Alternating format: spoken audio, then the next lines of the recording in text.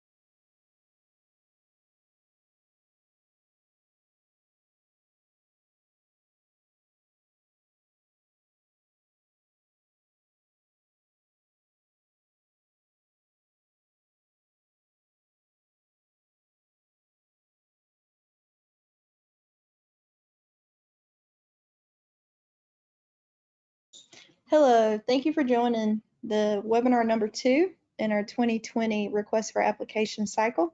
My name is Carly Moore and I'm Associate Program Officer at the Native American Agriculture Fund. We're so grateful that you took the time to join us, and we hope that you'll find lots of information that encourages you to apply for our grant in Native agriculture.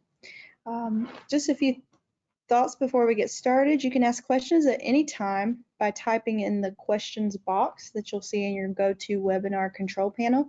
We're going to hold questions till the end through all the slides, and then we'll get to each question in the order that it was entered. So thank you for your patience there. If we're not able to get to your question, or your question has very specific details, we ask that you contact us at grants@nativeamericanagriculturefund.org to follow up on those.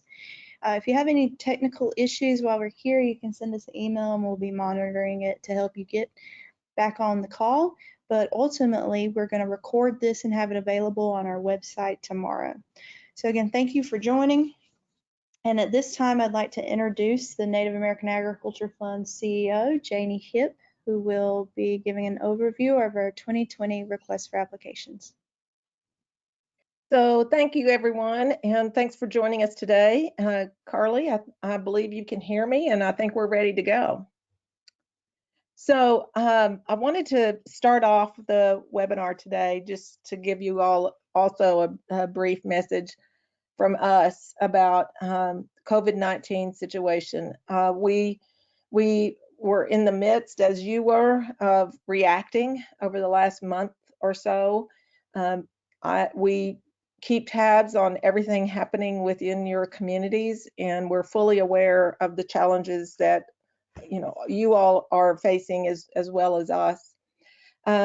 We have not hesitated at all to get the request for applications out to you as quickly as possible. That's why we went ahead and launched this 2020 application process on April 1st, and we felt it was really urgent that we not delay that whatsoever, but get it out to you so that you could start to see what we're asking for this year and start developing your ideas and submit your projects. We actually already have quite a few folks who've already started their applications in our online system. Towards the end of this slide deck, you're going to see some pretty specific slides that kind of give you some initial guidance on getting into that system if you're new to the system. And then our fifth and final request webinar is going to be focused on any kind of last minute technical issues you might have. But we have a lot of guidance on our website that should help you. And as Carly said, please don't hesitate to give us a call or drop us an email. And we do a very quick turnaround in our responses. So I just wanted to start off today by reminding everybody how the Native American Agriculture Fund came to be. It's a private charitable trust created from the final Cypre Fund settlement of the Keepsigle litigation, which the history of that litigation, you can follow that link there on this particular slide, and you can go and read about the case itself. It was very long struggle, almost 20 years in active litigation, which is a terribly long time. But the settlement of the case eventually occurred, and it occurred in such a way in the last stages of the settlement that a trust agreement was negotiated, and in that trust agreement, the Cypre, which is the leftover funds that were a part of the settlement, became the corpus or the funds that make up the Native American Agriculture Fund itself. And so the trustees gathered up in late July 2018 and signed the trust agreement, and we were off and running. The trust agreement governs all the operations of the Native American Agriculture Fund, and it sets the stage for our grant-making functions. And if you follow the link, that second link on this particular slide, you can actually download and read or save it onto your laptop or whatever you're working on, and you can see the full trust agreement there, and you can read through it. I encourage you to do that. Because several of the reasons why we do things the way that we do them in our request for applications process is really found in the trust agreement itself. So the Native American Agriculture Fund will expire in 2038, and what that means, we were set up as a 20-year spin down trust, and what that means is that by late September 2038, all the funds have to be spent. And so this particular slide that I point your attention to is really a recap of the settlement of the case itself, which was the Keepsigle case. All of the history of the case, as I indicated, is on the website. I won't read that particularly to you today. We just wanted to give you a little background of how we ended up where we are.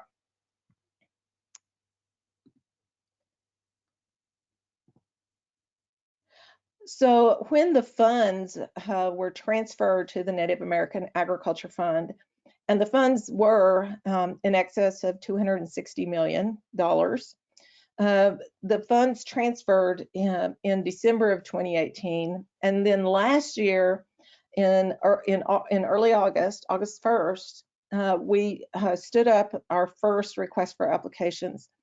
The fund funded over 80 projects, project applicants in over 100 discrete projects. And since we had our last webinar, we've been able to put all of those funded projects on our website. So if you go to our website, you can get a sense and a little drop-down menu that goes through each one of the projects and kind of a recap of what their funding is providing. So I encourage you to do that as well.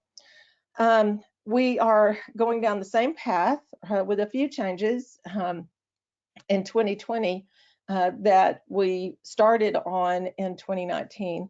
And I'll be walking through the types of projects we're looking for, but also talk you through some of the areas that are really left to your discretion to come up with your own ideas.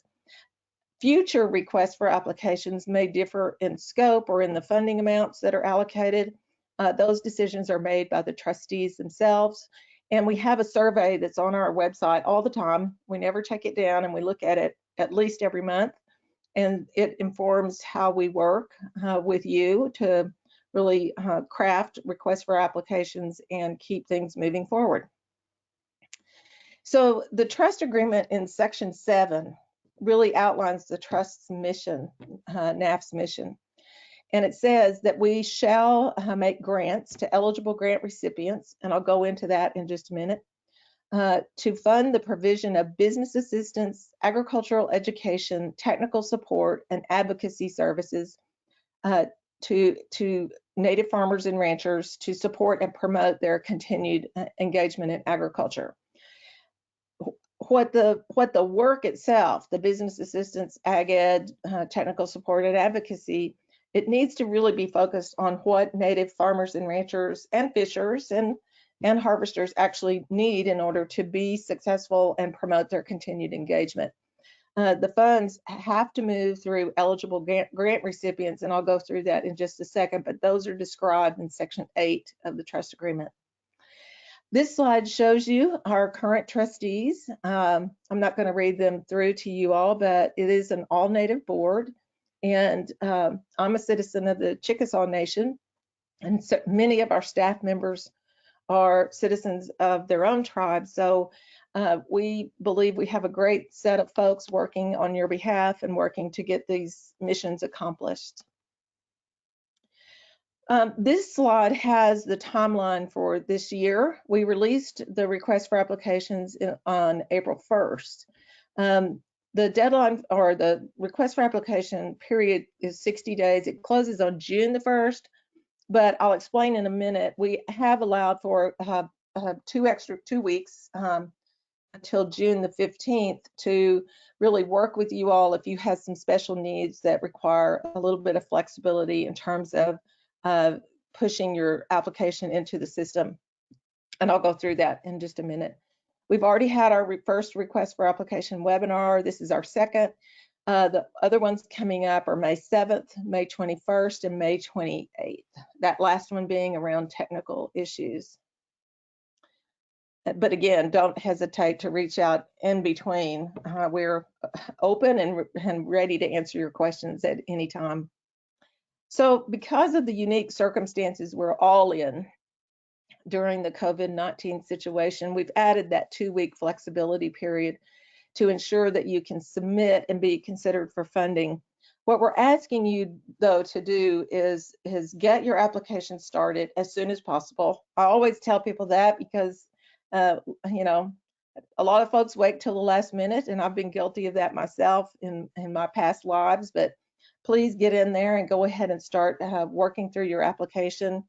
The system can save it along the way. You don't have to do it all in one sitting, but Tony and Carly and our staff can walk you through how that works. But we need you to submit by June the 1st. But if you are having trouble getting you know, solid internet connections, or you've got some challenge in obtaining signatures or any required documents or information from folks you're partnering with, we request that you submit, but immediately turn around and let us know that you are having those kinds of challenges and you need some flexibility and need to submit by the end of that 2-week period, which would be June 15th. But we're going to need for you to get into the system, at least try to submit, but then turn around and let us know that you need that flexible period that we've tacked on to the end date. So if you have any questions about that,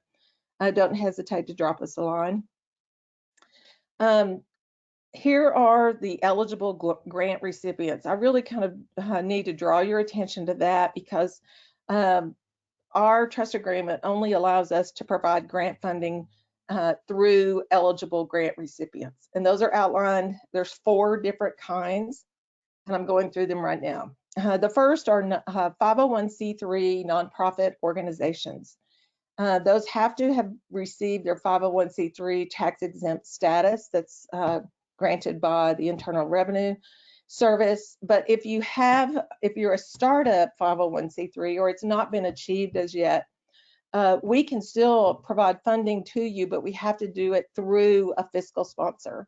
A fiscal sponsor is an organization that has already received its 501c3 status and agrees to work in partnership with you on this particular grant application. So just if you don't have 501c3 tax exempt status granted yet, then please find a fiscal sponsor that can work with you to get your project into our system. The second category is educational organizations, and there's a long list of those that are identified in that section 170 of the Internal Revenue Code, and the citation is right there for you.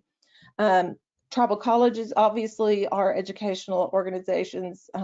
Large land grants are, but there's other long list of educational organizations. So I encourage you to just Google that and look it up to see if your organization fits. The third organization type is Community Development Financial Institutions, CDFIs, including certified native CDFIs and emerging native CDFIs, but provided that the CDFI is a tax exempt organization under section 501c3. So again, if you have any questions about that, just please let us know. The fourth category is tribal governments, state or federally recognized tribal governments, or an instrumentality of a state or federally recognized tribe, including a nonprofit organization chartered under tribal law of a state or federally recognized tribe. And that nonprofit needs to be furnishing assistance designed to further native farming and ranching activities. This slide also goes into some other detail that's in that section 8 of the trust agreement, and it talks about the use of the grant funds and the requirement of audited financial statements and reports. But it also states in that third bullet, I'll draw your attention to it, that tribal governments are required under, and it's a shall, it's not may, we don't have discretion at all in this. We must require that they grant NAAF a limited waiver of sovereign immunity with respect to the amount of the funding that's awarded and just for the term of the grant that's awarded. So tribal governments will have to have that in place in order for us to provide the funding after they're selected. And we work with tribal governments to make sure that that process is as painless as possible, but we can't send the funds out until it is in place. So I encourage, if any of the applicants on this phone call or potential applicants are tribal governments, please go ahead and draw some attention and focus to that particular requirement, because we don't have any flexibility on it at all. We do have, and we if you're a tribal government, we can send you a sample of resolutions or limited waiver of sovereign immunity language. We have developed those. We developed those last year, and so we can go ahead and send those to you. If you'll just drop us a note, we'll just email that information to you. Again, as I said earlier, grants are capable of being made to fiscal sponsors if you're not a 501c3, which allows a lot of community-based organizations which don't have 501c3 status yet to actually work through others to do this important work. We do need to have verification of your eligibility. That is asked of you during the application process. We will need some documentation. For instance, if you're a 501c3, you will have received a letter from the IRS that certifies your status. And so a copy of that letter will need to be uploaded into the system. And we'll, if you have any questions about what sort of documentation is necessary to prove eligibility, then just drop us a line or give us a call, and we'll work with you to walk you through that technical requirement. The applicants that we work with and that become potential grantees must serve native farmers and ranchers. And the trustees have, from the very beginning, taken a very broad definition look at what is a farmer or rancher, and it includes farmers of all types of food and fiber products, ranchers of all types of livestock, fishers, those working in forest products, harvesters, gatherers, and those working in community agriculture, such as community gardens, farmers markets, food hubs, and that sort of thing. So, we're happy to entertain any questions you might have about whether your work literally fits in that definition. Applicants receiving the funds are required to use the funds to provide services to native farmers and ranchers, including those seeking to become like brand new farmers and ranchers or fishers, and to support and promote their continued engagement in agriculture. So, the Keepsicle case was brought by native farmers and ranchers, very specifically on a key set of issues around access to credit and about the support systems that sit around them and encourage their success. And that's how the trust fund came to be. And so we really need the applicants for the funds that we provide to drive into that space of supporting all of our native farmers and ranchers in that broadest sort of definition. Again, the key areas, the mission areas that we provide funding around are business assistance, agricultural education, technical support, and advocacy. Those are outlined in the trust agreement. The trust agreement also, though, prohibits grant funding directly from NAAF for individuals. It requires us to provide funding through grants to eligible recipients, like the 4 organizations that I talked about previously. So we are not allowed to make grants directly to individuals, nor are we allowed to make loans directly to individuals or provide scholarships directly to individuals if you're in the educational arena. But we can work through those 4 intermediary organizations, and you can provide the loans and you can provide the grants or the scholarships. So just keep that in mind. Ever so often we will get a request about the likelihood of us providing funding directly to a farmer or rancher, and we are not allowed to do that in the trust agreement. We must work through these intermediary organizations. Our projects are normally 12, 18, or 24-month project. That really is your call, and we work closely with you all if you're selected for funding to really make sure that what you're trying to do can really be accomplished within those timeframes. We have, it's outlined in the request for applications itself, and all of the documents related to this process are located on our website. So please be sure and click on all the boxes so that you can actually download and read and take a look at all of the explanatory material. Non-eligible entities or projects include those that don't provide business assistance, agricultural education, technical support, or advocacy. Work based outside the U.S., projects that don't provide assistance designed to further the success of native farming and ranching, projects that assist native farmers and ranchers, but the services are not agricultural related. I hope that one makes sense. We really are driving into that agriculture and food space. And funds that are not of a charitable and educational purpose can be a very tricky area as well. So please keep an eye on what your project design or what you're trying to do is, and make sure that it doesn't fall into these categories that are not either are not allowed under the trust agreement or not high priority for NAAF funding. The trust agreement actually says that none of the funds can be used for litigation, and none of the funds can be used for political activities or direct lobbying at the congressional level. So just be mindful of that as you're putting together your project proposal and your concept, and make sure that you avoid those things. Entities that are educational organizations or other organizations that don't have an established record of working with, by or through native farmers and ranchers are not eligible for funding unless they partner with a native controlled educational organization, or such native controlled organization is in the lead on the project. So we really are looking to put legs under and support under the Native owned and operated organizations and entities that we know are out there and are doing amazing work. If you look back at the history of NAAF, you'll run across, and you'll see it on our website, we actually have a drop-down menu that identifies each one of the fast track grantees.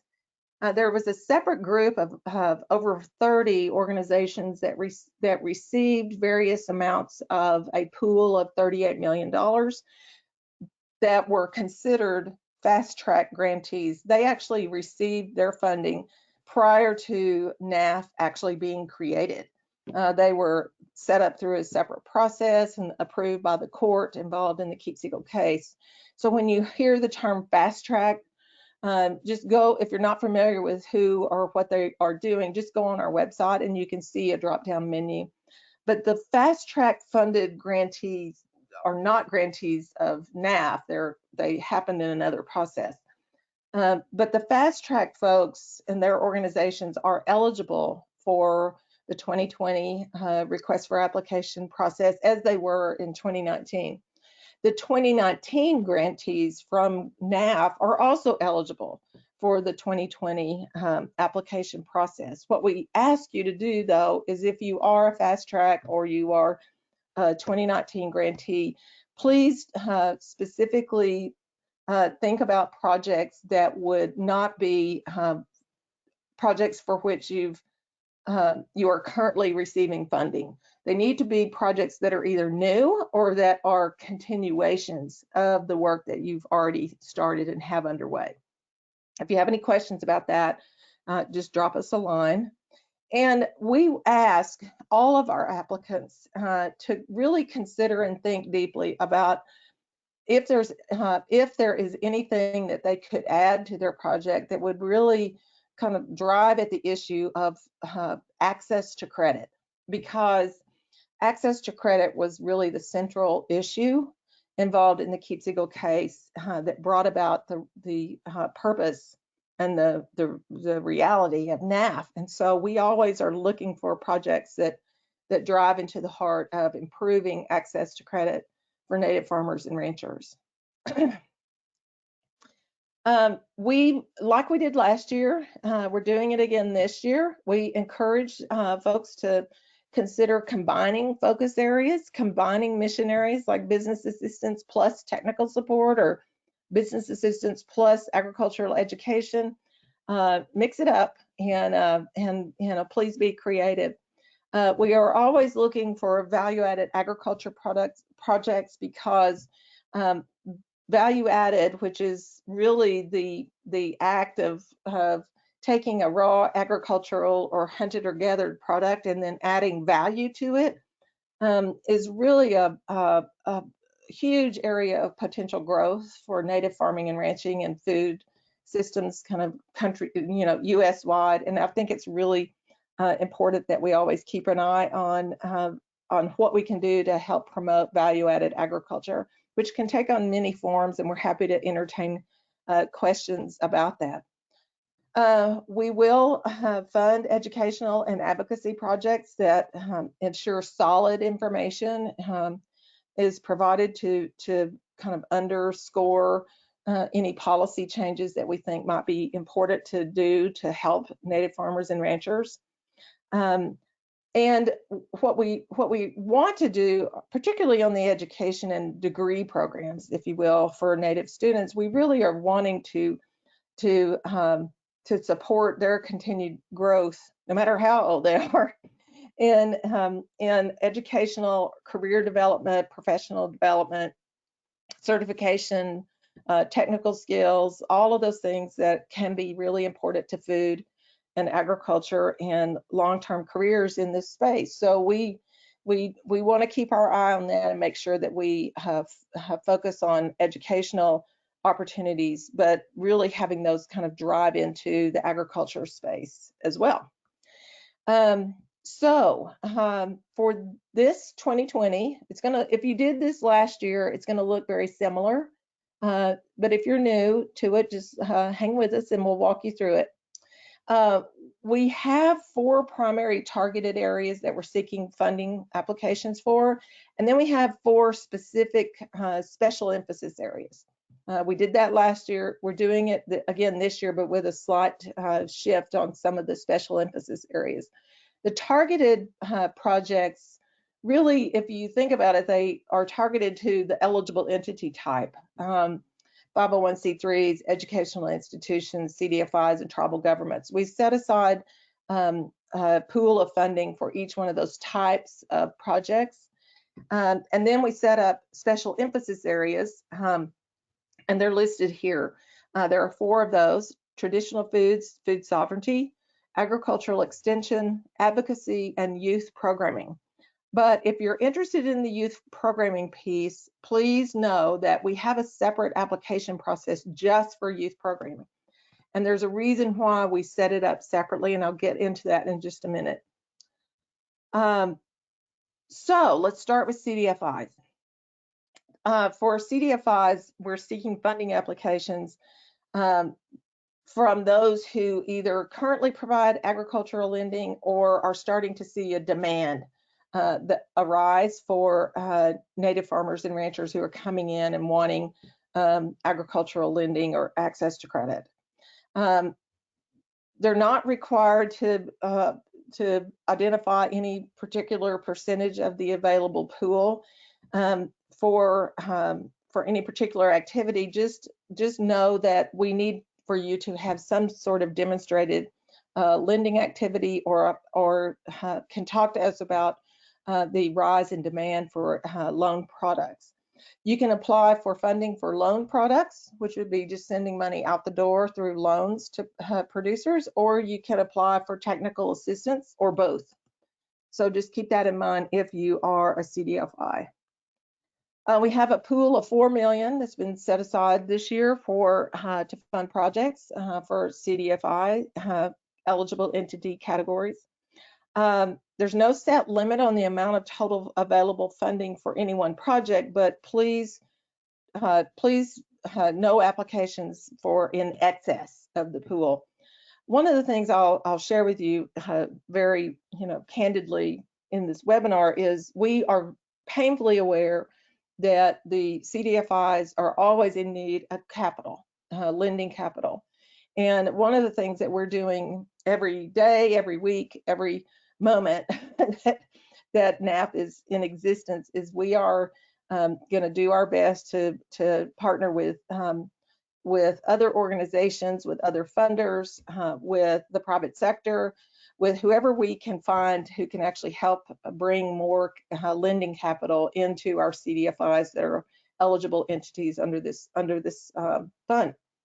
So I've had many conversations with many of the CDFIs in that space, and we're not going to back off of doing our best to bring more money into the world of CDFIs. But we will, but for purposes of this pool, just a note about the amount we've set aside for the whole pool. We will give additional consideration to those applicants for that pool, within that pool, who serve the broadest number of potential native farmers or ranchers. Just keeping in mind that, agriculture and farming and ranching can be very capital intensive. So it's very easy to soak up a lot of capital resources and literally only do a couple of loans. So just be thinking about how you can reach as many people as possible. Turning to educational organizations, here we're looking for a wide variety of projects from educational organizations. Again, you need to meet the definition of eligible organizations as defined in the Internal Revenue Code. But this can be projects associated with food and agriculture related classroom training, classroom education, agricultural programs, professional degree programs like ag law, veterinary, ag engineering, etc. Scholarships, curriculum development, or applied research in topics important to the success of native farmers or ranchers, and also career technical training and things of that nature. So we're not looking for just degree programs. Agriculture is one of those areas where we need skills of all types. You don't have to have a 4-year degree to do agriculture very successfully. The projects can provide community technical assistance or other activities related to building success among farmers and ranchers, improving access to food or focusing on food sovereignty or traditional foods activities central to food systems improvement in Indian country. It can involve training, educational activities, or technical support to Native students of the educational organization, and can be used to provide certificate programs or degree-seeking programs, as I've said. And the funding can also be used to support activities that improve food sovereignty, food access, subsistence activities, as well as supporting the development of agricultural sciences such as conservation or environmental services, ecology, things of those nature related to food and ag. A total pool of $2 million has been set aside this year for that particular area. Again, there's no upper or lower limit on the amounts of funds you request, but no application can exceed the total pool. I'll get into overhead limitations in a little bit because those apply to all applicants. Turning to 501c3s now, the funding applications here are sought from nonprofit organizations that meet the definition of 501c3 or a fiscal sponsor. And really, we're, as in the educational organization, it's really a pretty broad sweep of ideas that we're encouraging you to think of and put forward. We are asking that you provide proof, just talk to us in the narrative about how you serve Native farmers and ranchers. It's really important for us to get a sense of how you're already working in this space to help Native food folks. And if you are an organization that does many things, and one of them is food systems, traditional foods, food sovereignty, then just let us know how much of your overall work is really focused in on Native farming and ranching and food.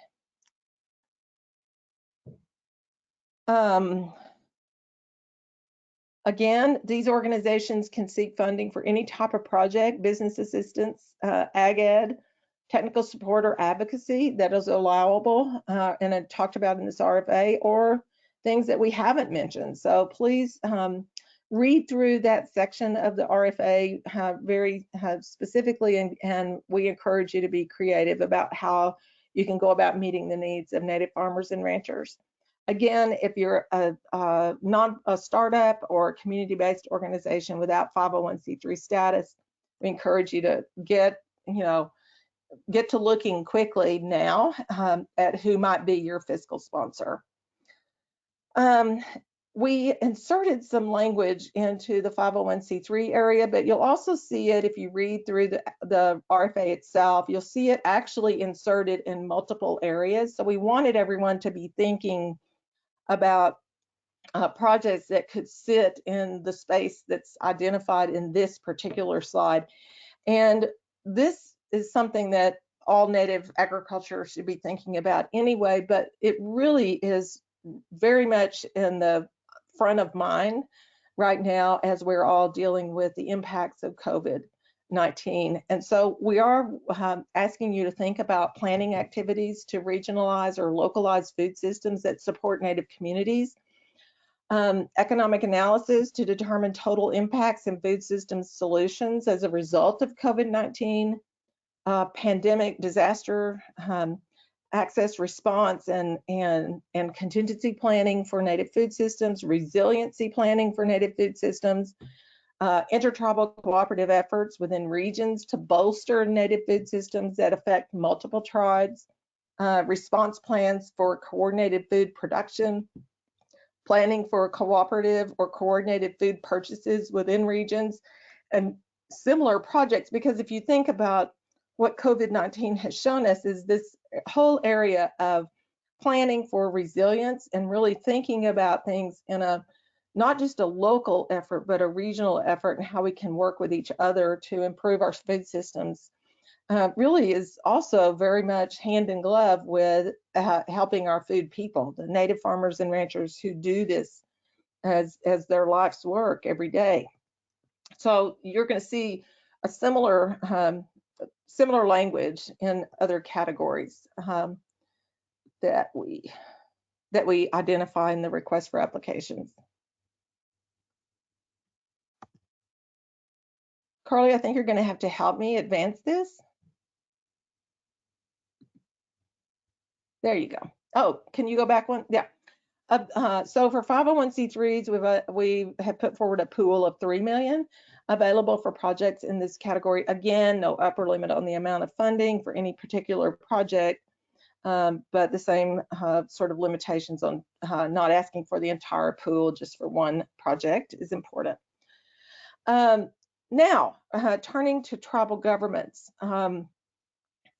So applications here are sought from tribal governments or instrumentalities of tribal governments for any number of activities. I've highlighted in this particular slide, the idea of value-added agriculture enterprise development, regionalized, localized food systems development, activities that would help with the short and long-term stability of native food systems, resiliency and sustainability across individual tribes or regional or landscape areas.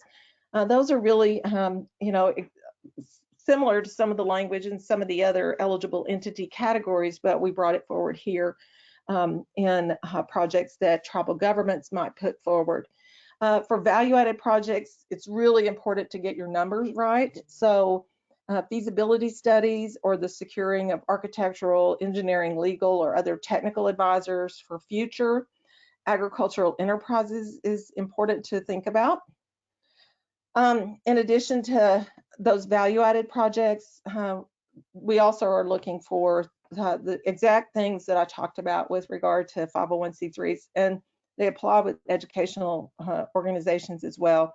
These idea around resiliency planning, cooperative efforts, disaster response, and as it relates to food. So just keep those issues in mind as well if you're a tribal government looking to apply this year. We will, as we did last year, we will consider hemp production feasibility and planning projects. The RFA itself has some further information about that, but that was actually a special emphasis area last year. We didn't make it a special emphasis area this year, but we did kind of give you a signal within the tribal eligible entity, tribal government eligible entity, that we would still consider projects that you would put forward for that. We've set aside a pool of $2 million here. The tribal government projects, we're looking for things that are in the limit of $150,000 per project and below, but we'll review higher requested amounts just so long as you stay within the overall pool limit. And again, the indirect limitations apply here as well. So I'm going to switch to special emphasis now. So as I said earlier, we're looking across 4 special emphasis areas: traditional foods and food sovereignty programs, youth programming, and that is using a separate application portal, which I'll explain in just a second, agriculture extension, and advocacy. All of these we believe are very important as support mechanisms and kind of underpinnings of strong and sustainable food systems in Indian country. We're setting aside a pool of $1 million in each of the 4 special emphasis areas. We only had a pool of $500,000 last year for each of the 4, so we've doubled that for this year. For traditional foods and food sovereignty, we're looking at projects in the range of $50,000 to $100,000, but they can cover a wide range of activities related to traditional foods or food sovereignty movements or local community activities. They can involve scaling up, they can involve activities in response to COVID, they can involve secondary or follow-up activities to implement existing food sovereignty assessment processes. They can look at new areas in your existing food sovereignty programs and traditional food programs. It's really kind of a broad area that you can drive into. Our next special emphasis area is, and again, remember that there's $1 million set aside for traditional foods, food sovereignty. The advocacy area is new this year. There's a reason why it's new this year, because it's not too early to start thinking about the policy adjustments that need to be made, particularly at a national level, in what sits under and supports Native food and agriculture work. So we are looking for projects that would help support the Native Farm Bill Coalition, which has been a recent addition to the landscape in the last several years, the years leading up to the 2018 Farm Bill, but has proved to be a very effective tool to actually move forward in a broad coalition-based sort of work to support Native ag and food systems. So take a look at the advocacy and how we describe it within the RFA itself, but we again have set aside a pool of $1 million to support that kind of work that really affects all of us, every tribe, in a very collaborative way. It could be work that would be supporting in the advocacy arena, supporting the ongoing tribal consultation areas, education, research, and developing of informative data that could help us all get some of our policy initiatives achieved. There's a lot that you can do outside of lobbying that really can deeply impact our ability to speak across all tribes and all Native peoples with as much as one voice on the policy landscape as possible. We set aside a pool for $1 million in that particular area. Now I'm going to turn to youth programming. This is a top of mind issue. Kind of every time we all get together with the trustees, they will invariably at some point talk about the importance of our young people and our young new producers and our new folks coming into agriculture. So they've made a firm commitment up front that Native youth and agriculture is really an important growth area that we all need to be paying attention to. And this is a very broad approach. We're looking for projects that can be K through 12 classroom, community youth gardens, community youth ag policy councils, support for local FFA and 4-H, youth food summits, mobilizing Native youth to take on new roles in food systems and food production around traditional foods. It's really kind of broad. This next slide here talks about just more ideas to throw in your direction around hands-on work that our young people can do, work that we can do to support them as they continue to learn how and just become even more passionate around Native food and agriculture, which is what we have seen a lot of. It's very exciting work. When you work with Native youth in this area, they all are pretty much on fire for this, for food and making sure our food systems help our people. So just those are just some ideas to throw in your direction, but be creative, please. We're not going to fund anything over $50,000 in the youth programming area. We have set aside a pool of $1 million for this year, but again, like I said earlier, the youth programming applicants need to go in the youth programming door on our software system.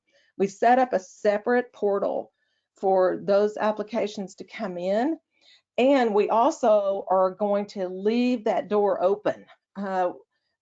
We started accepting applications April 1st, but we're going to leave that door open for youth programming for anything that would come in between April 1st and September 30. So we will literally be looking at things on a rolling basis, and we'll be making determinations on funding throughout that period. All the other projects that we're looking for have that June 1 to June 15 deadline, except for youth. Youth, you have a bigger window. So just be thinking about that. Agriculture extension, we're also seeking funding applications here because Agriculture extension is, and by that I mean extension of knowledge and extension of assistance that sit up underneath our native farmers and ranchers. This has long been underfunded. It's been underfunded at the larger institutions that house FERTEP programs. It's also been underfunded at the tribal college and university level. There just have never been enough resources in this space to really get that side-by-side work going with farmers and ranchers. And so what we've decided to do this year is to really put it out there that what we were hoping to find are projects that can look towards what is the 21st century native ag extension system and what does it look like and how can we start building that. So we are very much looking for something that is big and something that is going to move us all collectively into a better space so that we have more access to agriculture extension programming over time. Now, if I've already gotten this question, and we're going to put it in our FAQs, our frequently asked questions, but someone posed to me the other day, is it possible for, if we want to do extension work, but we work in youth, should we go in the ag extension door? And I told them that those kind of decisions are really up to you as the applicant. But if you're doing youth work, particularly take a look at the youth programming avenue for submitting your application. There's a difference in how we talk about the agriculture extension work we're interested in supporting in this particular special emphasis area. So if your agriculture extension work is really only youth, then you actually have the option of coming in either door. But take a look at the youth piece and see if that's a better fit. We have a pool of 1 million here for this particular area. And we're not requiring any particular type of faculty or staff or institution be in the lead. We're really kind of wide open about that. Sometimes that can be an issue if you are within educational institutions. They might have restrictions on who can actually be in the lead. We were more narrow about that last year. This year, we're not narrow on that at all. If you have any questions about leadership and projects or kind of strategy along those lines, we're happy to answer any kind of general questions that we can that could help you kind of work that through. So points to consider in your applications is really, when you're talking through in your narrative area, really think about the scope and nature of the services you want to provide and how the requested award that you're asking in dollars fits within. How does your budget mesh with actually what you're wanting to do? How does the work that you want to do integrate with your community and integrate with Native leadership? And how is Native leadership encouraged and supported within the work that you're trying to do? We really are, and I've said this before, I'll say it again, we really are trying to put as much support as we can under Native-led organizations, Native-led activities, activities that are very specific and community-driven by Native communities. So just keep that in mind as you put your project together. There are several evaluation criteria that we look at after the application period closes, and we review all of the applications. They're all reviewed, from front to back. We look for proposed results. We look for what demand there is, maybe, and by that you don't have to be that precise on that. Just let us know what your community looks like, and what do you know who the farmers and ranchers are within your community. Have they been communicating with you about what their needs are? That's a really important thing to talk about and think about when you're submitting the proposal. We do take a look at your organizational capacity. You don't have to have collaborators, but if you do, are they identified and appropriate to your project? We're not going to second guess you on that, but just we need a little bit of detail about who your collaborators might be. We do ask for all of the applicants to think about impact on access to credit. And when you look in the request for applications, I think it's towards the end of the document itself, we actually do provide you some examples of how to think about access to credit.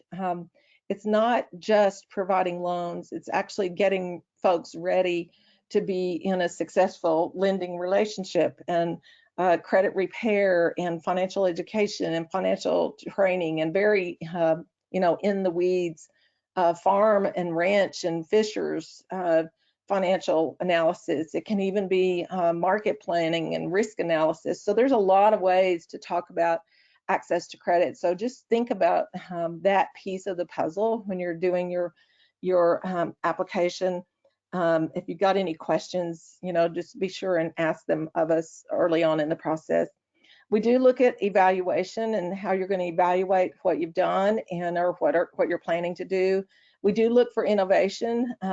Innovation in all of the projects that we funded is so evident that from last year and from the fast track folks, it's none of you on this call are probably going to have any trouble with talking about the innovative aspects of your work. And wide application and replicability. What you're doing capable of being replicated elsewhere? It's what you're doing something that other tribes and other Native communities could learn from. And that, I think, is sometimes we assume that all our communities are so dissimilar that nothing can be replicated, but we have found in agriculture and food work particularly that isn't always the case. And so we are interested in having you talk about, if you can, what lessons you learned can be pushed out and potentially used by other tribes and other organizations to assist in Native agriculture improvement overall. We do require some documents. The system itself, we've uploaded the upload size of documents. We've upped that quite a bit this year. So we had quite a few folks who got tripped up last year that may not have been able to, it just became frustrating, I think, to some that they couldn't get the size of documents that they needed uploaded into the system. And so we've upped that quite a bit. And I don't think very many people would have any issues about that. Work with us ahead of time if you can, or get started in your process of any sort of resolutions from your governing bodies that you might need, such as a tribal council, or even some organizations require some sort of resolution from your governing body before you even submit a grant. That differs organization by organization. Just understand that if that's a requirement at your end, we'd like to see it so that we know that the authorities sit there. A couple of folks last year uploaded just the employer identification number, that which is usually a one-page document that you get from the Internal Revenue Service. That documentation alone is not sufficient. That just gives you your employer ID number, which for businesses or organizations is similar to a Social Security number. But that documentation alone is not sufficient to show that you're an eligible entity. And again, if you have any questions about that, just drop us a note and we can very quickly give you an answer. Should you receive an award, then we'll move into a different phase. We'll move into a phase of advising you that you've been selected for receipt of the award, but then we're going to really work with you to make sure that you're in the system properly, and that the project really drives into the space of tying your budget closely to what you say you're going to be doing. And so there we get into some issues sometimes with making sure that the funds that we send you are used for the project that you say you're going to be using them for. So we'll work with you if you are selected for funding to further understand those requirements. We have some budget guidelines we have a budget template. We also have a sample budget and a sample budget narrative that we have all four of those are included on our website. So we do require the budgets to be in our format. That just makes it easier to track at our end. It's not a terribly complicated format. It's a lot simpler than obviously a lot of federal formats that people might be used to. So just go to the website. Those documents are all there for your use. If you've got any questions, we're happy to answer any of those as well. At the top of the budget form, we're going to ask you to also put your organization name, your project name, and the requested grant period in months. And then if you look at the budget forms themselves, if you, for instance, are seeking money for a 24-month or a 2-year project, then we'll have you separate the columns and have budget figures for year 1 and budget years for the next 6 months or the next year, depending on whether you're doing 18-month or 24-month. And then the narrative is just a simple description of what it is you're going to be doing with the funds around that particular area topic that you're asking for. We provided on this slide some tips about creating a PDF of those budget forms, and just a reminder to check your math and wrap text and all those things that make it easier for all of us and you to really go over and make sure the budget is complete. This slide just really talks about what we're looking for in some of the budget categories. Sometimes questions in this particular area can get really in the weeds.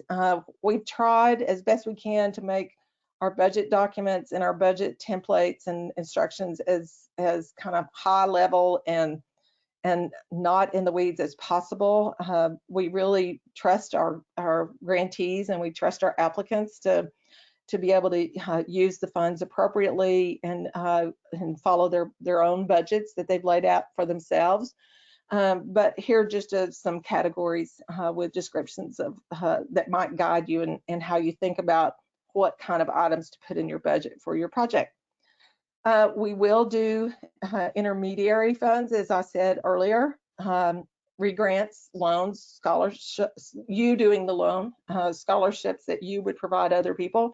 And if you look at the budget form, there is a category towards the bottom that asks you to actually identify how much of the total amount you're requesting that you're going to send out as a loan or out as a scholarship or out as a grant. So I think that's fairly simple to understand. And our indirect cost limitation is at 15%. This is the second year we've done 15%. We probably will stay in that space for a while. It seems to be working for most people, but just let us know if you have issues with that. But it is a cap, and it is a hard cap. So we're happy to answer any questions you might have about that. And if you actually look at the frequently asked questions, there are some indirect cost discussions there. It might come up in a question today, but we have some pretty specific frequently asked questions around indirect costs and how to interpret that. So I'm going to turn it over now to Tony. I think we're at that point where Tony takes the wheel and walks us through some of the onboarding process, and then we're going to go to questions. Hello. I'm going to take you through how to apply, and I'm going to upfront let you guys know that, like you guys, we are dealing with COVID. NAAF is working from home, and I have 3 kids under the age of 9. So forgive the background noise if there is any. If you applied in the 2019 funding cycle, you've already been through this. And if you were a fast track grantee, you've been through this system. Boundant is the software system that we use. Thousands and thousands of organizations use this grant software system, and we have made it and utilized it this year to be even better than last year. We've made the whole process a lot easier. So we have a link that you can find on our website. We have multiple places on our website where you can find this grant link, where you can see the questions themselves. We have all of the grant questions and the RFA in a PDF format online. On our website, you can see it. But if you go to our website and you click on grants and you go down to the 2020, or just straight from as soon as you hit our page, you'll see an apply button. Click that button and it will take you to our portal where you can either sign up, registered in the system, or if you're a reoccurring applicant, that link takes you back to your login page and then ultimately your dashboard. Once you get there, you will start entering your information, and you can see we have on the right side a little warning, and that's to let you know that whoever gets in and logs on the first time for your organization, they use their email. And this is important because organizations, tribes, you'll get flagged if you have multiple people trying to log on and register. So we really only like for one organization or entity to be in here at a time. This system will flag you. It won't let you proceed if someone else has already been in here. And the person who logs on is the person who will then be getting emails from us as this process moves forward as an applicant, and eventually if you're granted as a grantee, your username email is within the system, and that's how we keep in contact with you. So if you are registering, please don't register someone who will not check this email or who cannot get in here and fix the system. Somebody that's seasonal might not be here in the future. And last year we had people that got on here and they felt like the ultimate signatory needed to be the username, so your tribal chairman perhaps. But as everyone knows, tribal chairmen are very busy, or chairwomen, and they don't check their emails often. So then we had communication that was lagging. So that's just our warning on that. When you log on, make sure that username is going to be someone that's in the system and can stay in contact with us. You will click create a new account if you are new to the system. And if you are logging back on from last year, you'll just click login. If you have any issues, we have a forget password link. If you have any issues beyond that, you contact us at grants@NativeAmericanAgricultureFund.org, and we will make sure that you can get back into the system. If you've had a change in who was running the grant last year, then let us know. We can get in there and edit and add you as the new person in the system. So we're always here to help you as far as logging on and getting in the system. If you're logging on just to see what it's like, we ask that you refrain from doing that and instead go back to our website and go online, and you can see every question that's in the system. We have those in a PDF format. And we say that because we don't want people to get in here and start an application and then not finish one because it messes with how we track how many people are applying. And so just if you want to see what the questions are, they're on our website. So once you have clicked that, you'll come to a create new account. You're going to have to run through demographic information, your organizational name, website. We do ask for your EIN number. It is not required to register, but it is, we do ask that you include that prior to your final submission. And telephone numbers, all of that information will go into this system. It is confidential. The only people that can see that are the people registering, and we have just a handful of administrators that get into this system within NAAF. So once you are in and you're creating your new account, you'll see blue buttons that you'll push, and that will take you to the next section to continue filling out. If you've already been in the system, you won't see any of this. You'll go right back to your dashboard.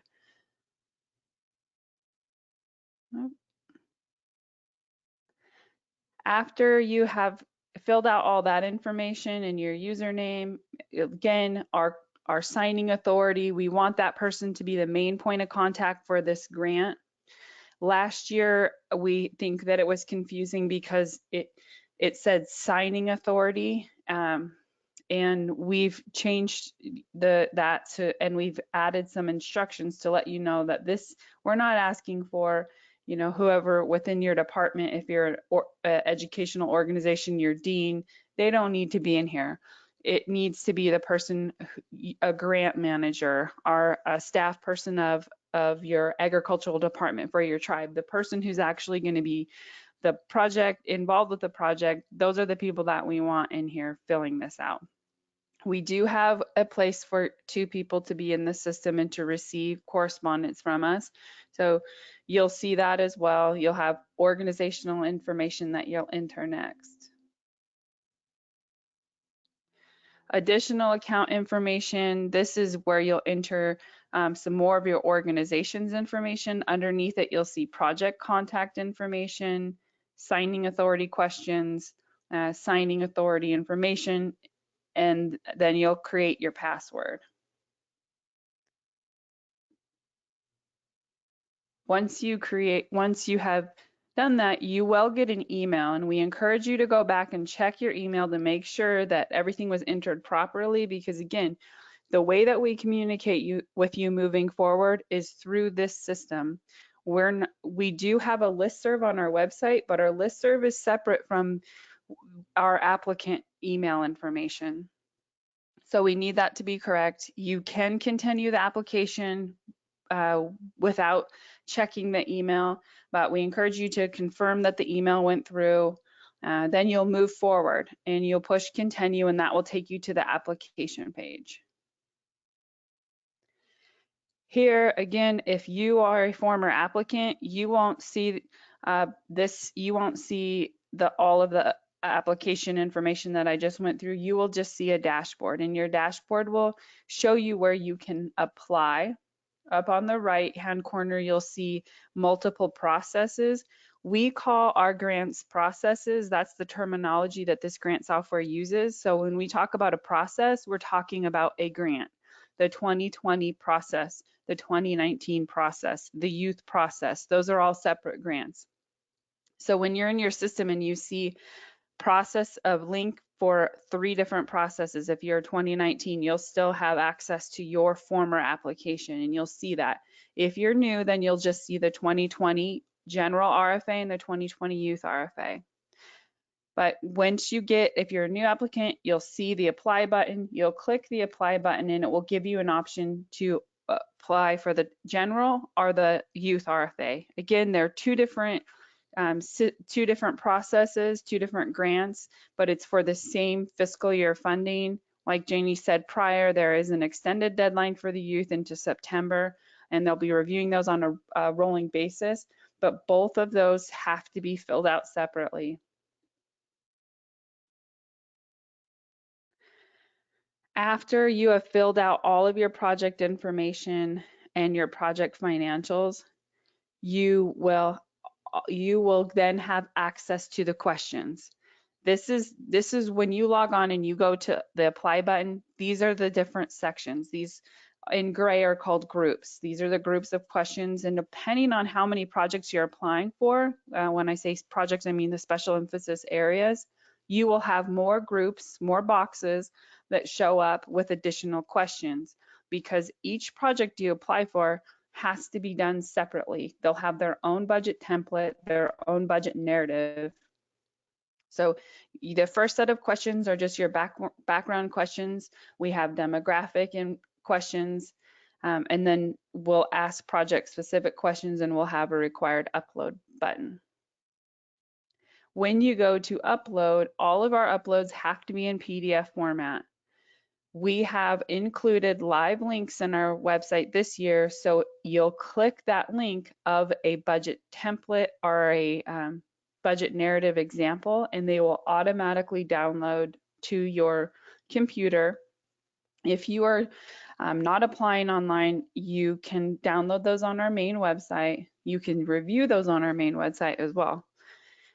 Once they are downloaded onto your computer, you'll open it, and then you will fill it out, and you'll save it, and you'll save it with a new name. That new name needs to be associated with each of your projects. We've given an example down here. We want it to say the year 2020, what an abbreviation of the project type, and then your organizational name, and then what it is. Is it your budget or your budget narrative?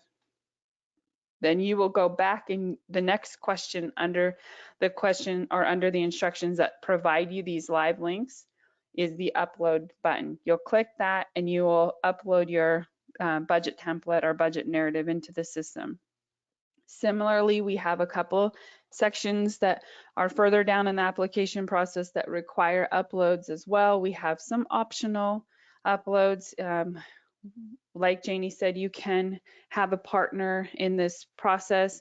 If you are working with other organizations, and we encourage it, we have support letters as a section in here, and that's where that's one of the reasons why we have that section. You can have support letters just to show that you have general support in the community that you're working in, but also, and more specifically, to let us know that you're working with a partner and they're aware of it, and they're willing to be part of this future project. Once you have completed your application, you'll go back to your dashboard and you'll see that your grant information, it will say active requests. If you have already applied in the past, you will have a historic request from 2019. But that is not quite historic yet because that funding process is still open. Not for applications, it's open because we have current grantees and their funding cycles will run for 1 to 2 years. So you'll have access to your former application if you were a 2019 application. But this is what an applicant dashboard looks like. You'll have other tabs that will be next to the active requests, and those will be for additional information as you continue to apply. And also on the right side of your screen, you don't see it right here, but you see this edit application in blue. We have another button for follow-up forms, and it says edit and follow-up, additional information needed. By clicking any of those that you see on your dashboard, it takes you to areas where we'll ask questions of you in the future. If you applied in 2019, you have the ability to copy your process or copy your former request. A lot of our questions we've made easier this year, but they're similar to last year's questions, and a handful of them are the same. If you copy process, any question that was the same in last year's funding cycle will automatically fill in last year's information in that section. You need to go through and update it and make sure that it's relevant to today, but you can also get a copy of your PDF application and you can copy and paste that information because a lot of it will stay the same. So that's really handy for those that applied last year. For those moving forward, we don't envision our application changing a lot. So that copy process will be really important as we move through the future. But again, this is a little snapshot of a dashboard. You will have documents that you'll be able to review. This is a copy of what it looks like after you have applied. This is we have a demo site that we work in to train ourselves and to create things. This is from our demo site. This was a mock application that I had done. So you see that I had applied, the date that it was modified, and in the future, you'll be able to see we have a 2-step evaluation process. You'll see your scoring, and you'll also have, like I said, access to your PDF documents. So for those that were either fast tracks or 2019 grantees, be sure to use the copy request button.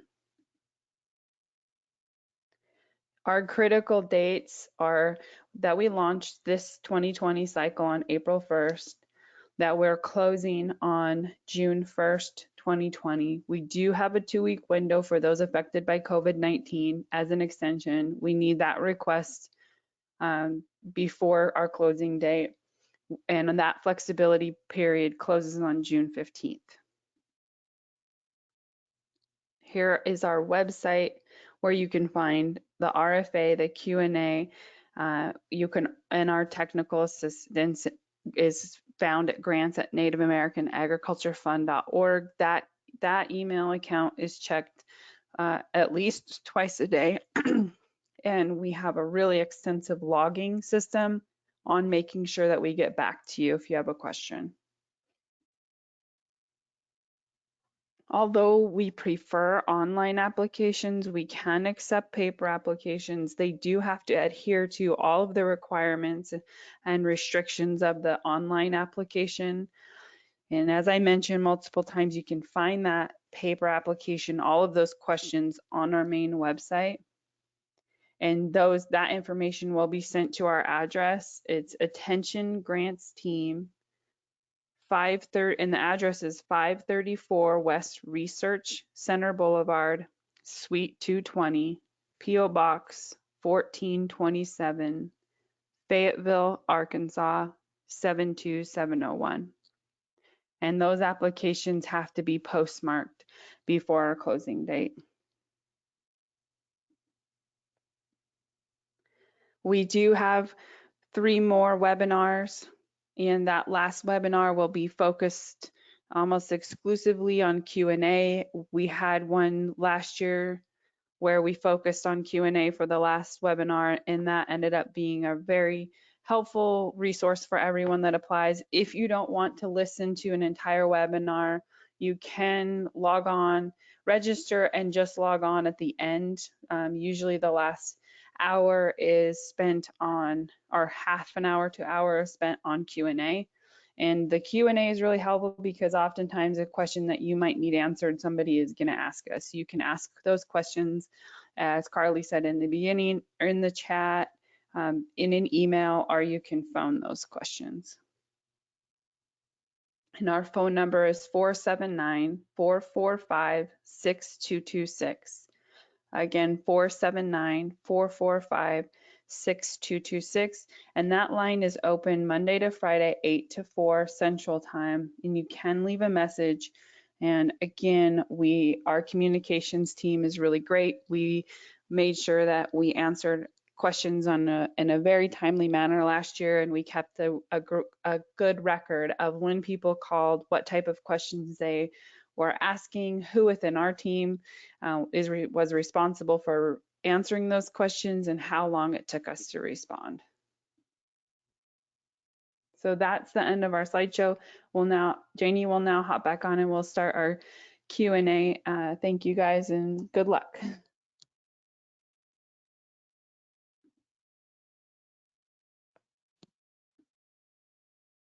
Thank you, Tony. So I am going to go through the questions that we received in order that we received them. But really quickly, one thing I want to do is show you our website. And so if you go to our homepage, NativeAmericanAgricultureFund.org, like Tony said, there's multiple ways to get there. So grants, 2020 RFA. We've referenced this multiple times. I'm going to show you where to find a few key things. You go here, you see the cool picture with the tractor, you're in the right place. We have some explanatory language. This red button that says Start Online Application is how you get to the grant software. Okay, so go there. And then we also have the full RFA overview here that explains everything that we covered in the webinar. Each of these highlighted areas have its own language, so please click through here. And then specifically, I wanted to show you downloads. This is where you go to find all the supporting documents. And if you click here, your computer will download the PDF and you'll be able to read through, or it'll download the budget template and you can fill that out. Finally, when this webinar is over, we're going to take the recording and post it on the website. You can see we have the registration buttons for the different webinars. When you go down here and you click RFA webinars, it takes you to a new tab, and this is where the recording will live. Okay, so if you have any trouble finding that, just let us know, but here's the recording from 2 weeks ago. One more thing I'll point out, we're going to take all your questions, but we also have a FAQ. And we've updated this since our last webinar, so your questions do matter, and we will update this button as we go along. You just click here, and then you'll open a page. Okay, so Janie, are you ready for your first question?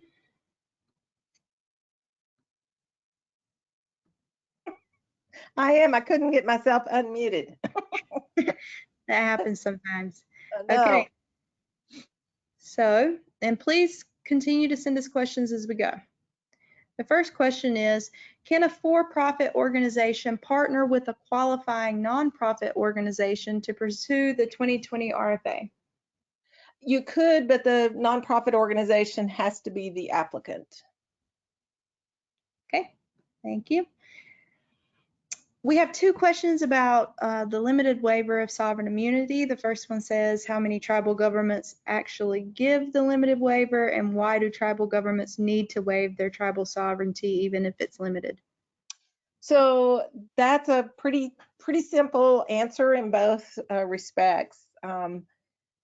If you actually look at our 2019 grantees, you'll see several tribal governments that provided the limited waiver of sovereign immunity and are reflected in the funding lists there. So yes, tribal governments do readily give those. Some it's a little bit more of a elaborate process and a lot of going back and forth between our staff and theirs to get it all in place. Some it's very quick. So it just really depends on the tribal government. This is not an issue that we have any flexibility whatsoever because it was negotiated between the parties who came up with this final trust agreement. So the verbiage in the trust agreement was the subject matter of specific negotiation between the Department of Justice, the USDA Legal Counsel, as well as who really were represented through Department of Justice, but also the Plaintiff Legal Counsel. So it is, and it says in the trust agreement that limited waiver of sovereign immunity shall be provided. So it's really not debatable for us at all. Our legal counsel has advised that this is not something we have the discretion to waive. And it was negotiated. We didn't put it in there, I guess is what I'm trying to say. That requirement was negotiated by the parties to the Keep Siegel case, and it came to us in the trust agreement, and is required. Thank you. Next question, can you elaborate on what's meant by charitable and educational purposes that tribal government grants are limited to? Thank you. Yeah, actually, if you look at the FAQs, Carly, that we just updated, that you just referred to, there is actually a question about that, and we've given some examples for charitable and educational, just kinds of activities that fall into those categories. As you can well imagine, that whole area is an area that has a lot of Internal Revenue Service has a lot of guidance on that in that regard. And so because the types of entities, particularly on the charitable and educational, are defined by the IRS, we looked at those definitions. And so just take a look at the FAQs themselves. And you can, if you still got questions, even with the descriptions that's in the FAQs, then we're happy to answer any other questions, but we provided that in the FAQs.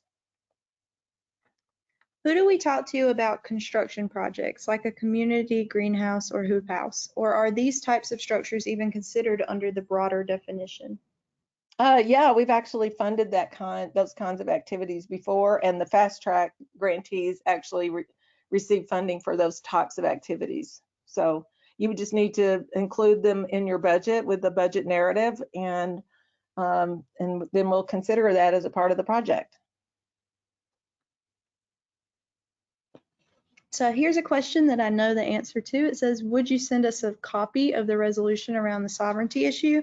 And we do have a document that we will send out at your request that has draft limited waiver language. So please just send us an email to grants@nativeamericanagriculturefund.org. Request that draft limited waiver information, and we'll send it to you. Janie? Yeah, and I wanted to add to that, please keep in mind on the limited waiver of sovereign immunity, it's limited. It's limited to the amount of the grant that you ultimately receive, and it's limited to the time period that the grant, like if it's a 12-month grant, it's a 12-month limited waiver just for the amount covered in the grant. So it's not this broad waiver of sovereign immunity that sits over all the entirety of the relationship. It is literally driven into the purpose for the waiver itself. The other thing I'll share with you is once you request, the sample, just understand that's our best guess at a sample based on the tribes that we've already been working with. It seems to be common language, but it could change based on what your legal counsel at the tribal government level require, or what your tribal councils like to see. This is Tony, and I'd like to add a couple things to that. One, if you plan on applying multiple times, we're in the 19th year of this 20-year cycle. Then when you're working right now to create that draft, we encourage you to do it in a format and communicate with your legal counsel, either in-house or external, and your tribal officials to make sure that that information can then be reused next year and make this process easier for you. And the other thing that I wanted to add is that if you send us a resolution signed by one governing authority, whether it's your chairperson or your president, we need a document stating that that person has that authority to tie things together. Those are two issues that we've had in last year, is that we just want to encourage people to think long-term if you're going to apply, and two, make sure that your resolution or your letter, whatever the form comes as, that authority is backed up somewhere. And also, we can't just have you send us a code or some type of law statute that your tribe says this entity has authority to waive immunity, whether it's a department or whatnot. We need a letter that ties that together for this specific project that has the amount of funding and our time limit. Thank you. The next question is, why are there no funds for shovel-ready hemp projects, either through the cultivation or processing of industrial hemp? And does having an approved hemp production plan mean anything to approval or disapproval of a NAAF grant application? If you actually look at what we asked for, and Tony, you can jump in here too. Last year we asked, when we had a hemp area that was a special emphasis, it was actually kind of early in the process of tribal governments going out and seeking approval of their tribal plans. The 2018 Farm Bill gave tribal governments full parity with state governments in terms of being able to plan for hemp production within their jurisdiction. And so it was early in that process of the review of those plans. So those plans, it would be great. I mean, if you have had if you are one of the tribes that have had your plan approved, then just let us know in the narrative. I don't necessarily think it's going to get you any extra points, but it will be, obviously relevant to where you are in your journey of getting shovel-ready projects going. We decided against shovel-ready last year.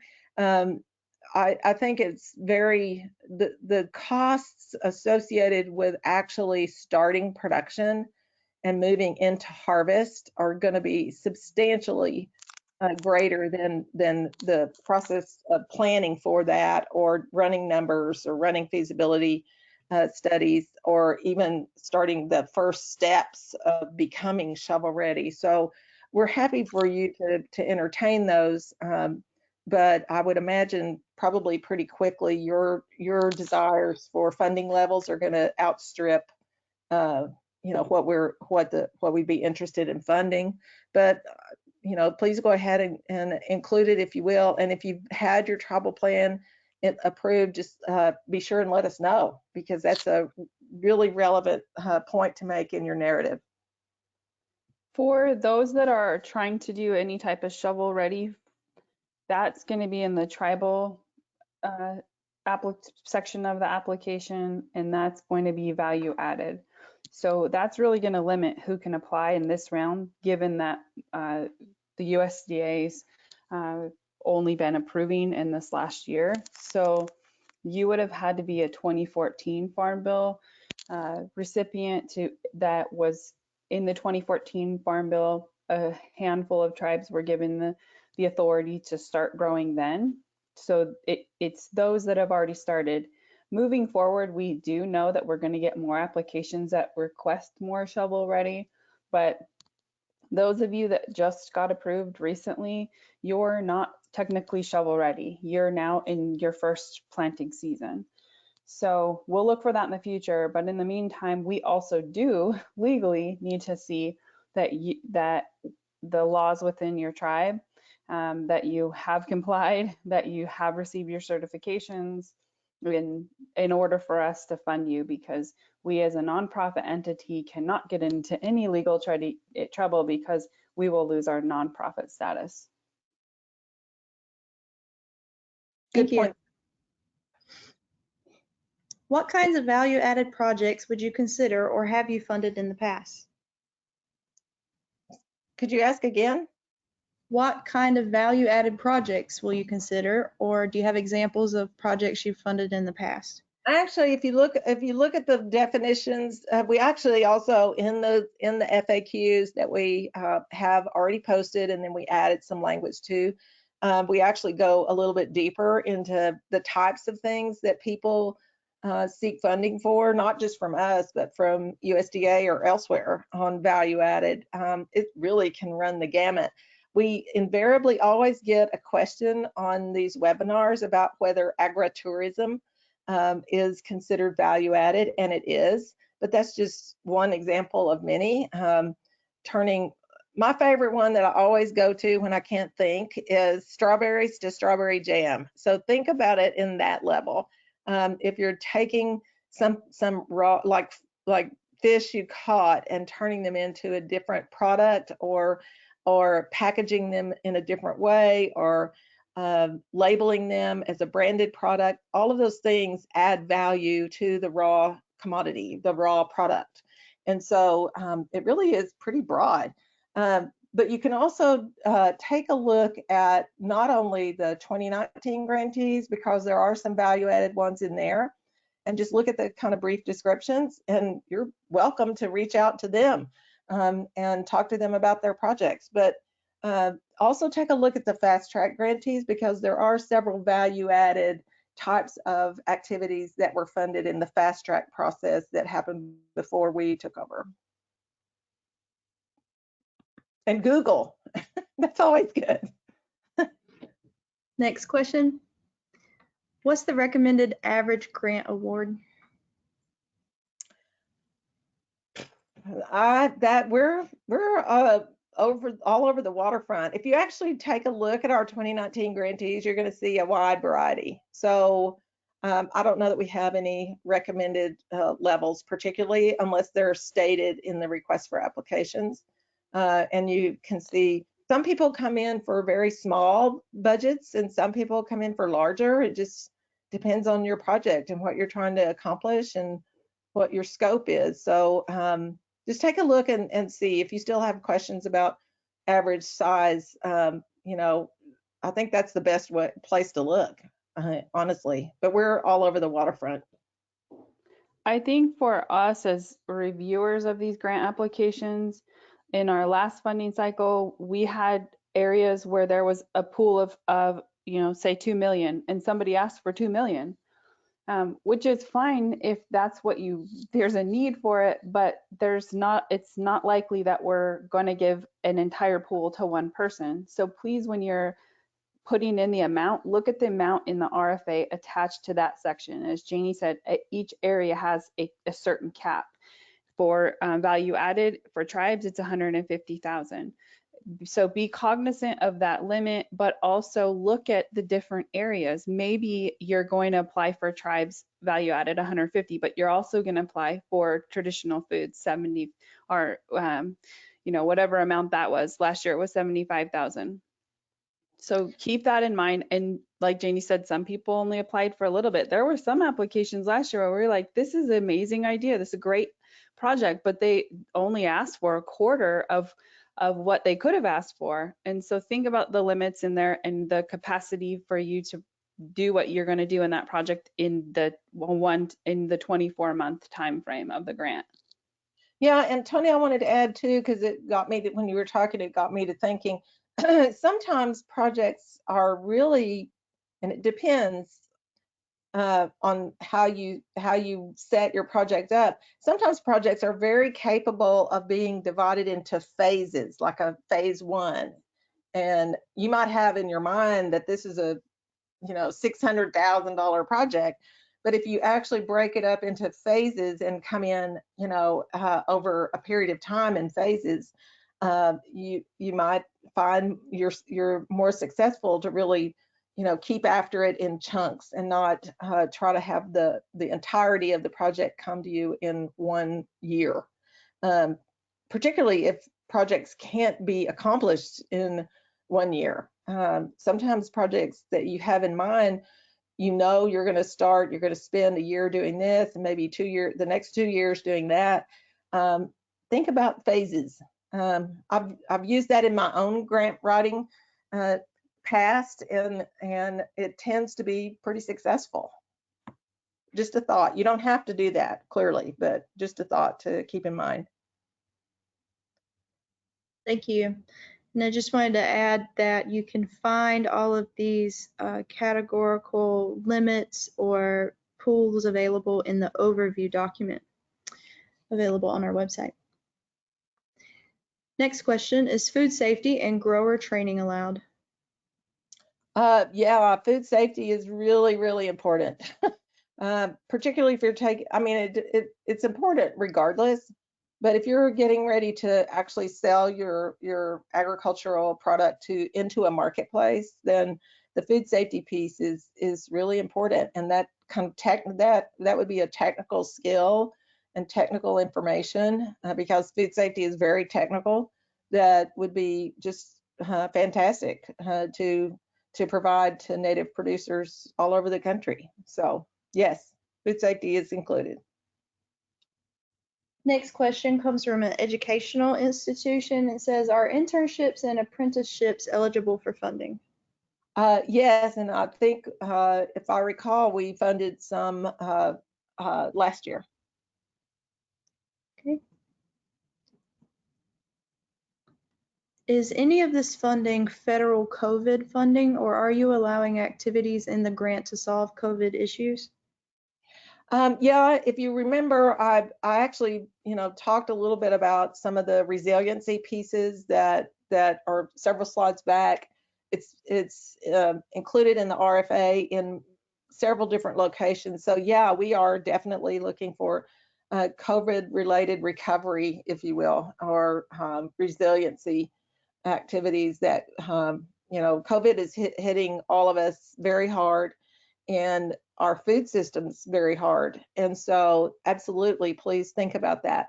But none of this fund, none of Native American Agriculture Fund is only the funds that we were granted under the settlement of the Keepsigle case. There's actually a part of the settlement that prohibits us as the fund from taking in any outside donor or any outside resources at all. And so none of the COVID-related federal monies are actually coming to the Native American Agriculture Fund at all, because our trust agreement won't let them. The other thing I'll share with you, though, is COVID is going to have ripple effects around agriculture and food production and food supply for a while. And so yes, we definitely would be looking for things that would be kind of sitting in the space of recovery and resiliency post-COVID.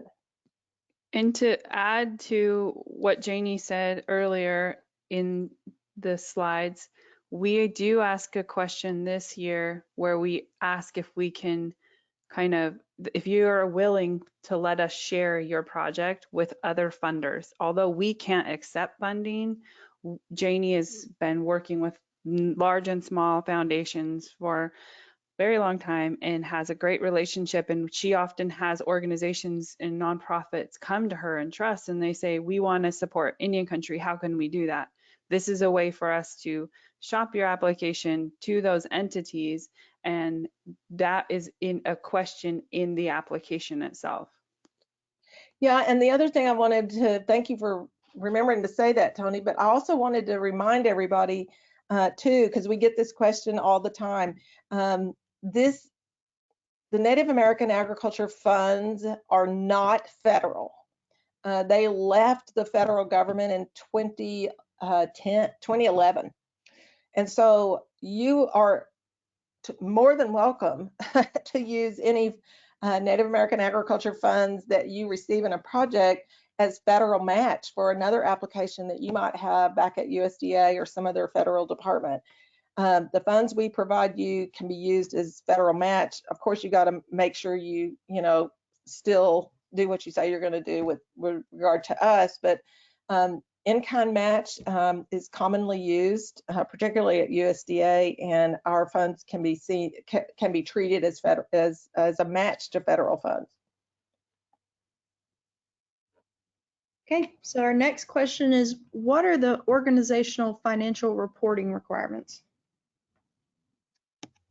We have some preliminary requirements that you need to upload into the system. Tony went over those, but in terms of reporting, we have a very simple quarterly report that we ask of folks, and we also ask for them to let us know how much of the budget they've expended that quarter. We are not set up as reimbursable. We send the grantees that we have their funds at time periods throughout the life of the grant. But it's just standard reporting requirements, but it is not as complicated as any of the federal financial reporting systems that you're probably familiar with. Our budget reporting requirements are fairly simple.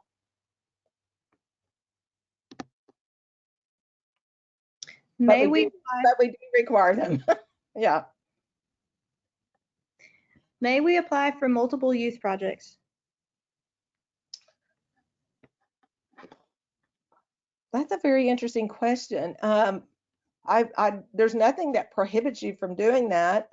You might end up competing with yourself, so keep that in mind, but there's nothing to prevent it. Next question says, can an entity apply for funding in multiple categories, such as a tribal government applying under the targeted category and under food sovereignty? Tony, you want to take that one, or Carly? Either one of y'all can answer that one. Yes, so the answer to your question is yes. There are 8 categories, 4 targeted by entity type and 4 special emphasis. You are allowed to apply for as many of those categories as you are eligible. So let's take your case as a tribal government. You could apply for the targeted tribal government and the 4 special emphasis areas. If you had a CDFI, you could apply there. If you had a 501c3, you could apply there. If you had an educational organization, you could apply there. So for targeted, you need to just make sure that your eligible entity status matches. We understand that some organizations have multiple credentials. And for special emphasis, those are open to any of the 4 eligible grant recipient types. Each of those applications will be reviewed in their respective categories. So while we understand the importance of interconnectivity among your efforts, we ask that you make these projects as distinct as you can, so that in the case that you're awarded one out of many categories, that you're able to still proceed with that award. Janie? I wouldn't add anything else. Okay. So The next question says, can applications be multifaceted, like harvesting native foods and a community kitchen? Sure, absolutely. Okay. And then the next question says, will we be able to have a PDF copy of the slides from the presentation today? The answer is yes. Those are already available on our website. If you go to the 2020 RFA page, you scroll down to the tab that says webinars, you're going to see a yellow gold button that says PDF, PowerPoint PDF. You can access it there. Next question. Oh, well, we have a comment to Tony that says they didn't hear any background noise. So good job to your children. Yay.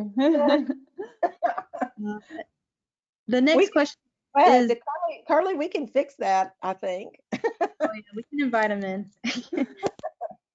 The next question we already asked and answered, but I want to just bring it up again. Is there a maximum of projects for one application?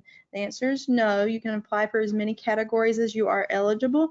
The other thing I'm going to add there is that we ask that you make one application. So if you're going to have different areas of your tribal government working together on different categories, we ask that you come together as one application, and each person can write up their own part of it. But when it comes in the door, we want to see Tribe X as all of the categories under that one. And the question is, would you repeat the email address? You can reach us at grants, GRANTS, at nativeamericanagriculturefund.org. It's found on our website and all over our literature. So again, that's grants, GRANTS. Question.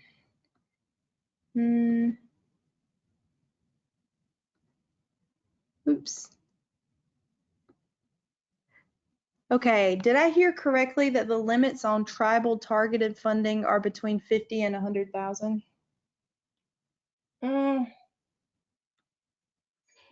I'll just go there in the slide. Okay. So, sorry, don't want to make you dizzy. I'm going to go through these really quickly. Okay. So targeted tribes. 150. Oops, back one more. There's a pool of 2 million available, but we're asking tribal governments to seek a maximum of 150,000. Okay. All right. Is making improvements to the land of tribal citizens considered value added? That's a really tricky question, because you can make improvements to land of tribal citizens and never involve yourself in agriculture or food or have any native farmers or ranchers involved. And so we would not be interested in funding that, just general improvements to land. You really have got to drive into its impact for native farming and ranching, farmers and ranchers within your community, and its support of agriculture production and agriculture writ large. And Janie, another question that we've had in the past is this question about using grant funds to purchase land. Do you want to share real quickly our response on that? Yeah, I think we probably need to continue to refine our answer there. Again, it's similar to the answer that I just gave. I mean, if a land purchase is included in your budget, we're not necessarily going to look badly on that, but what is its impact to agriculture? Some people buy land and just hold it, and it never goes into agriculture, and it never benefits any native farmer or rancher, and that's really not something we're interested in. But sometimes small land holding purchases could actually happen and put directly into agriculture immediately, or be turned over to the native farmers and ranchers that you work with in terms of leasing or things of that nature. That could be. So it really depends on what you're trying to accomplish and how it implies support for or can prove support for native agriculture and farmers and ranchers. Thank you. I want to take this time to encourage anybody who is still listening with us to send in your final questions. We are down to the last one, so please let us know if you still have a burning question. This one is, if the garden project is associated with providing food to tribal members as well as customers at our casino, is that allowable? Yeah, actually, we've funded projects in the past that have had food production. You know, some people refer to them as gardens. Some of them refer to them as small farms. But we have funded things that have as their intention to actually provide food into casino restaurants or to the community writ large. Just make sure that you know, again, like I said in the previous answer, you talk about how it supports native food production, native agriculture, native food sovereignty within your community. Thank you. And just in the last few seconds, while people send in any questions they have, I figured I would pull up the timeline again just to remind you. So our application was open on April 1st. The general process, which includes all 4 targeted areas, agriculture extension, advocacy, and traditional foods and food sovereignty, all of those close Monday, June 1st, 2020 at 11:59 p.m. Central Time. As Janie discussed, we've built in 2 weeks of flexibility for organizations having trouble pulling together their application in that time, and all aspects of the application will be due Monday, June 15th, 2020. If you're going to request those 2 weeks of extra flexibility, please still submit what you do have on June 1st and reach out to us as early as possible to talk about that extension. This is our second webinar. The recording will be available on our website sometime tomorrow as soon as we can get it uploaded and you can view there. We'll review all these questions that you have and make any adjustments to our FAQs as we see necessary and helpful. We have 3 more webinars. We encourage you to register for those, even if you already think you have the answers you need. It doesn't hurt to register, and because by May 7th you may have new questions.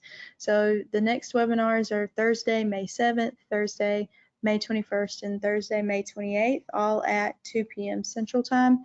Like my colleague said before, the last one is going to be an extensive Q&A based around technical issues. We're hoping that people will be hitting the submit button around that time, so let us know if you have file upload or other technical questions. We're always available to answer your questions either by phone or by email. If you call us, the best number is 479-445-6226. Again, that's 479-445-6226. If we don't answer the phone right away, we'll get back to you as soon as possible. Just leave a detailed message about your question. And then if you write to us at grants@nativeamericanagriculturefund.org, include your question and we'll get back to you as soon as we can. Janie, I don't think we have, oh, one more question.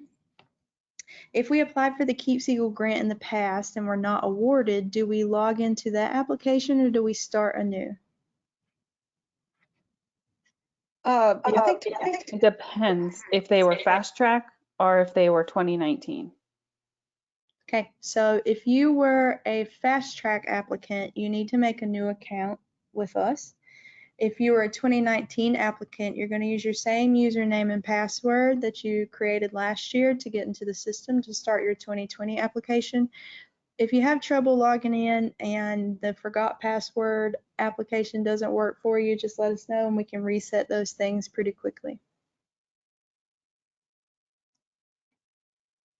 So I just want to thank everyone for hanging with us throughout this second webinar, and we look forward to receiving your applications. And again, as we've all said many times, please reach out if you've got any questions at all. And please stay safe and stay healthy, and we wish the best for all of you and all of your community. So be thinking about you, and we'll be looking for your application soon. Thank you. Happy Earth Day. Thank you, everybody.